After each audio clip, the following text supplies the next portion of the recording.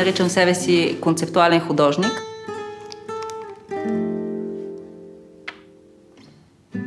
Съвременен визуален артист.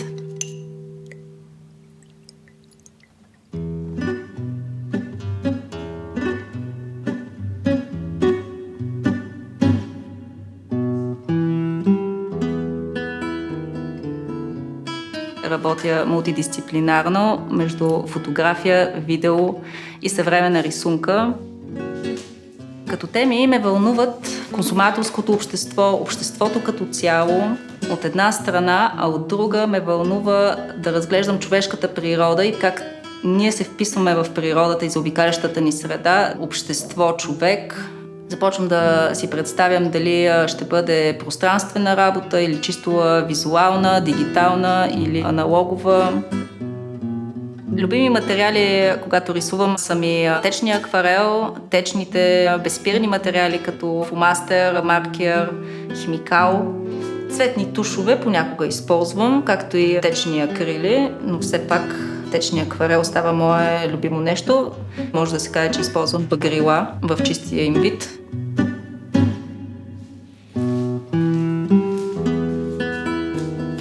Едни от първите ми работи са фотограми и пинхол изображения.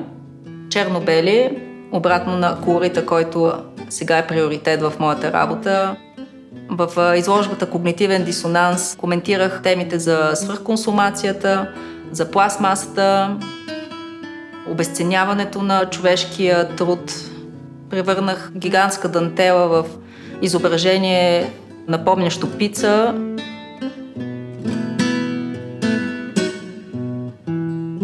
Понякога в рисунките си използвам текст, който е едно допълнително напомняне към публиката за това какво е важно за мен.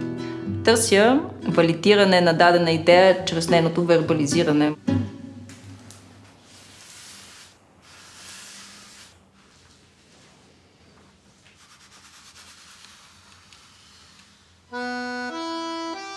До известна степен превръщам себе си в обект, защото не може един автор, независимо от това дали е перформер или не, да бъде отделен от неговите произведения. Те носят неговия характер. Експериментирала съм върху себе си с прическа, грим и костюм. Създавала съм собствени дизайни за появите си. Намислила съм си концептуален текст или случка, която да повтарям, музика като фон, който да създавам, или шум.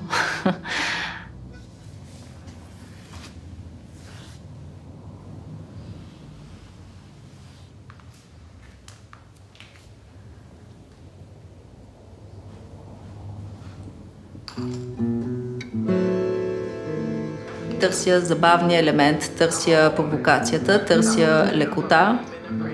Някога има елементи на комикс. Смесвам впечатленията си от детството до сега, през висока, ниска естетика. Не се съобразявам с конкретни норми, не се притеснявам от разнообразието или колорита, не се притеснявам от смесването на цветове, гами, линии.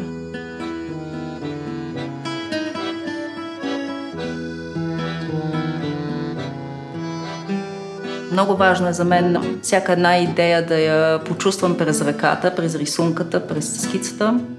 Когато се изразявам в пространство, създавам динамика между голямо, малко, цветно, черно-бяло, движение. Когато рисувам с две ръце, особено когато работя в голям формат, обичам с почти едно движение да стигна от единия до другия край или да направя нещо като мини хореография, с която да мина максимално през листа. Използвам калиграфски четки. Харесвам ми да мога да направя възможно най-свободната линия и нищо да не ме спира. Рисунките ми са нещо като мой личен дневник или отразяват конкретния момент. Аз не обичам да има прекалено много натрупване или да работя върху създалото се петно или линия с надграждане. Интересуваме първоначалния размах, първоначалното настроение. Искам да запазя тази свежест. Всяка моя работа отразява момент, в който аз съм се намирала, емоция. което е преминало през движение. Всяка моя рисунка носи характера на деня, в който е направена.